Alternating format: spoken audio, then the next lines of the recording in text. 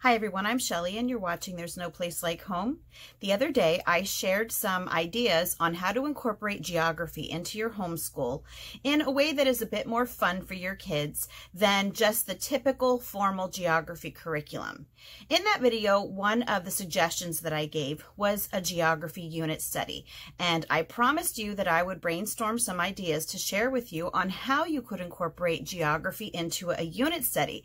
So that's what I'm actually sharing with you today, are some geography unit study ideas.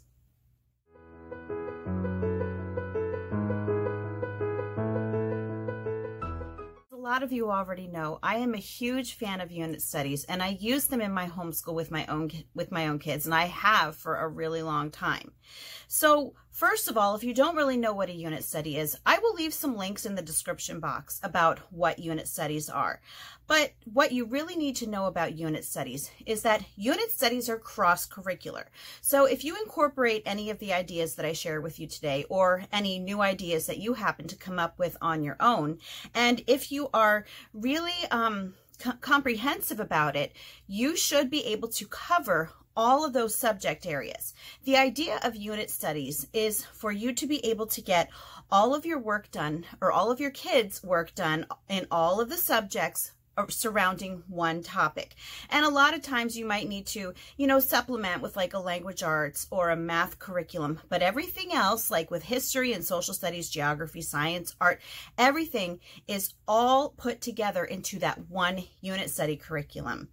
So as I mentioned before, I did talk a little bit about that in my last video, about how unit studies are a really good way to incorporate geography, because yeah, geography can get a little bit dull if all your kids are doing is kind of just labeling maps all the time and memorizing capitals. When you teach geography to your kids, it's really going to help them to understand and to just remember things more if you make it fun for them, if you make it engaging for them, and if you help them to actually make connections on why it's important to know these things. So the first idea that I have for a geography unit study is something else that I also talked about in that video. I talked about how I really enjoyed reading the Percy Jackson series out loud to my kids, and how in that Percy Jackson series they traveled cross country and they went to several different landmarks in that book. They went to the St. Louis Arch, they went to Graceland in Tennessee, they went to Las Vegas, I believe they even went to like the Hollywood sign. And I talked about how you could take something like that and turn that into a unit study. And that's what I really thought, that if you would even do a travel across the United States with Percy Jackson unit study, that would be something that would really be fun for your kids. If you were reading the book aloud with them, and then if you were incorporating some type of unit study surrounding all of the places that they travel to. Now, Rick Riordan has written several excellent series. Now, Percy Jackson, is based on Greek mythology. There's another series that's based on Roman mythology. There's one on Egyptian mythology, and there's one on Norse mythology. So even if you would do one, say, we also read the Kane Chronicles, that's the one that's based on Egyptian mythology. That one, also the characters in that book, not only did they travel in the United States, they traveled worldwide in the Kane Chronicles. So if you were to use that as a read aloud with your children, in that book, they travel to the Great Pyramid in Egypt.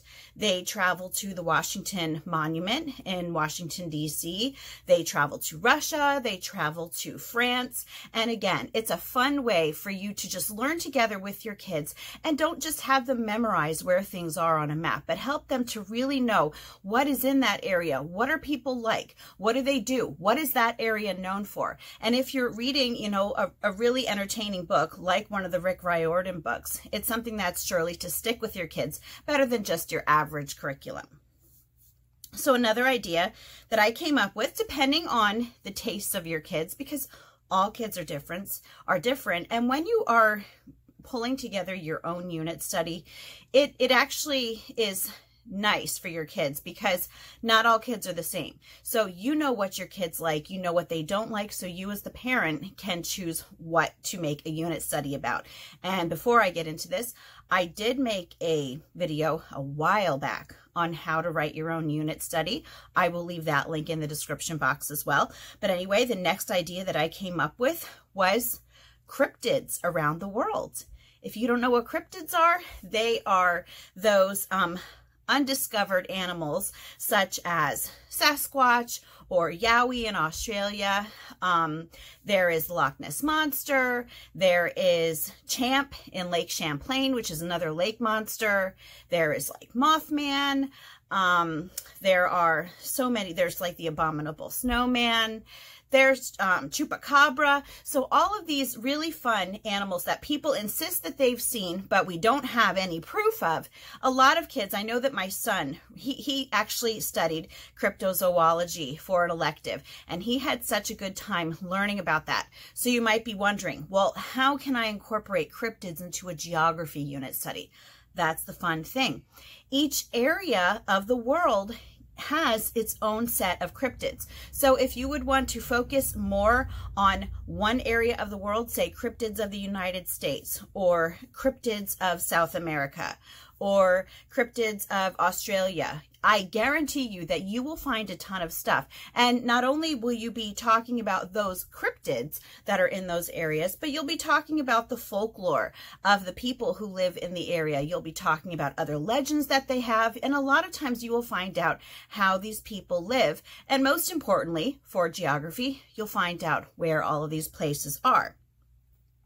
And again, something else that I really want to point out that you could work into that cryptid unit study, or you could do it separately, is a folklore unit study. Because again, you might be wondering, folklore, how is that going to work geography in? If you focus on certain areas, or even if you do folklore around the world, you could study different myths, different legends, different beliefs around the world. So you will not only learn about those legends, you will learn again about how people live, how they came up with these legends, how some people think that they were, how they should be interpreted, and where all of these things happen. And it really gives you a better look at the people who are living in these geographical locations that your kids are learning about. Another idea is to do a unit study on traditional meals from around the world. We have so many different types of foods and meals that are just made worldwide. And it's so funny going from one area to another to see how different it really is that different cultures eat. And what kid does not like to fill up their stomach when they are learning about school? Now, obviously, I don't think that you would want to do a unit study where your kids are eating something every single day. Although, you know what? If you would want to do that, that's more on you. I'm just thinking of the preparation that would be involved. But not only would you have to be cooking these meals and the traditional meals from around the world, but you could be learning about the different sorts of foods that are eaten in areas. And a lot of them might not look like what we eat here. We might look at them and think, ew, gross. But it's really interesting. And again, you're learning about areas from all around the world, and they are learning something to make a connection with it. My kids learned about Scotland a few years ago, and to this day, their very favorite thing in that Scotland unit study was when we made the traditional Scottish breakfast. All right, so another idea that I have for you is to do a genealogy unit study. And again, I know that with all of these unit studies, you're going to be thinking, what does this have to do with geography? Remember, unit studies are cross-curricular. So while it might look like I'm focusing more on like social studies or history, I guarantee you that all of these subjects all these topics that I'm bringing up with you today would be really, really simple to incorporate geography into, because where they are happening in the world is like this is center stage. It's really important to the subject area. So with a genealogy unit study, a few weeks ago, maybe it was a few months ago, I came across a website where you could, now this is for people who are of European descent, you can go on this website, and I'll leave a link to it in the description box in case you would want to try it.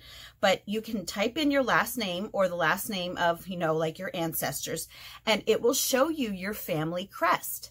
And in that family crest, it will tell you what areas of the world your family came from or where your crest came from. And it will give a background on that. And that is something that my kids were really, really excited about that when we were looking into that. And we didn't even do it like as a unit study. We just did it for fun. But we always thought in our family, I always thought, okay, I am German and I am Irish. And with my husband, we thought, okay, he's German and Irish and he has some French in him too. Well, we were pleasantly surprised to find out that we all also have some English, we have some Scottish, I possibly have some Danish heritage, and all of this is from looking up our last names and our family crests, which are so interesting just to see your family crests. But again, your child can make a connection to their own history. This is something that's personal to them. And so as you're showing them the different areas of where their ancestors came from, you could learn about them. You could learn about their traditions and their cultures. You could learn about the language. And this is all something that centers around geography, where in the world these people came from.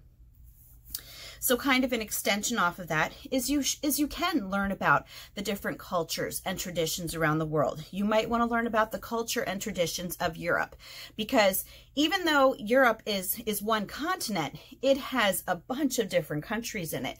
And those countries all have different traditions and cultures. Now, some of them might be similar to one another, but some of them are very different from one another. You might want to learn about the culture and traditions of South America. You might want to learn about Asia or the culture and traditions of Africa. Or you could do a smorgasbord and just learn a little bit of everything. But while you are working all that social studies in, learning about the culture and traditions of those areas, you are covering geography as once again, you are learning where all of these things are taking place. Your kids will be able to find them on a map. And again, they're going to be able to retain this information more because they have something that they can connect to it when it comes up in the future. Now, one topic that I actually thought of because of my own kids and because of their love of animals is exotic pets from around the world. There are some countries that have some really, really strange pets that you would never think of as a pet. You know, here in the US, we're like, okay, cats, dogs, hamsters, lizards, birds, we're pretty tame, pretty docile, but it's not like that in the rest of the world. So have your kids look up exotic pets around the world, and again, have them learn about the country where these pets come from. All right, another unit study idea is just to do like an explorers unit study, because if you're studying explorers, geography is definitely going to come with it because explorers explore.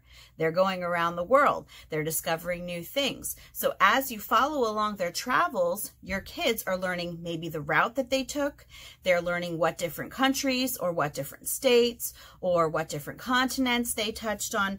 One explorer who really comes to mind for me, like the first thing that I think of is Marco Polo. Like if your kids would follow his route to the Orient and the Silk Route and everything, they would be able to cover so much geography that way and so much social studies by learning about those different areas. And yeah, they're covering history too. And so I believe, oh no, it's not. I skipped one. I have two more. So one of them, my second last one is to do a unit study on the 7 wonders of the ancient world, because learning about the Hanging Gardens of Babylon, do you know how fun that sounds? And you know, the Great Pyramid of Giza, what is another one? Is it the Colosseum? I don't even remember. I should have done my homework and looked up the actual 7 wonders of the world. But there you go. Have your kids study the 7 wonders of the world. Not only are they learning about these fantastic structure and the history of them, but again, they are learning about where they are at, what it is like, very often what the climate is like, what the terrain is like. You've got that geography built right into it. And the last idea that I brainstormed for you was to do a unit study on the pyramids around the world, because we always think about pyramids as just happening in Egypt, but there are pyramids in Egypt, there are pyramids in Mexico, there are pyramids in the United States, there are pyramids in South America, there are pyramids in the Middle East, and there were pyramids found underwater. I think it's off the coast of Japan. There were pyramids found underwater there as well. So again, have your kids study the similarities between these structures, but yet how they cover a vast area all around the world, all across the ocean. And again, another fun and interesting way for your kids to learn geography that is far more than just labeling something on a map. That's all that I have for you today. If you like this video, give it a thumbs up. If you haven't subscribed yet and would like to hear more of what I have to say, I would love if you would do that. If you have any questions or comments, you can leave one over on Instagram because YouTube disables my comments. And if you like my work and would like to check out my Patreon page, I will leave a link in the description box for that as well. And I hope you have a great day.